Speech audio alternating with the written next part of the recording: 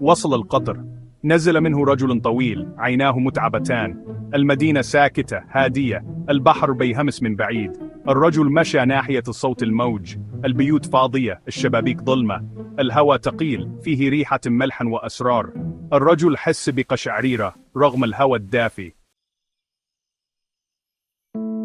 لقى فندق على الشط، أو بمعنى أصح الفندق لقاه. لافتة نيون بتنور وبتطفي، النور الوحيد في المكان. جوه تراب مغطي كل حاجة.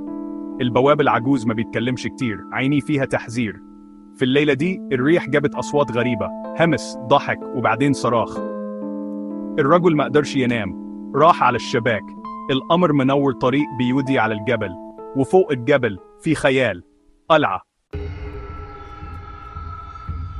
مشي على الطريق وقت الفجر. القلعة كبيرة وظلمة، عاملة زي ما تكون بتسحبه. الباب اتفتح لوحده كأنه بيدعوه يدخل. جوه في ظلال بترقص، الهواء بارد وثقيل. حس إن في حد بيراقبه. الغرف فاضية، ما فيهاش عفش، لكن في آثار باقية. لعبة طفل على الأرض، كتاب مفتوح على ترابيزة، صورة باهتة لامرأة جميلة عينيها مليانة حزن.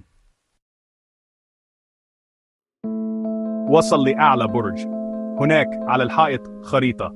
الخريطة فيها المدينة، البحر، ورموز غريبة ما فهمهاش. لما لمس الخريطة سمع صوت بيرن حواليه، همس بارد وقديم، بيتكلم عن لعنة، تضحية، وحب ضاع في البحر.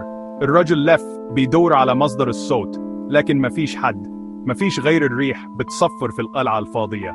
خرج من القلعة والهمسات ماشية وراه. أسرار المدينة لسه موجودة، لغز ملهوش حل.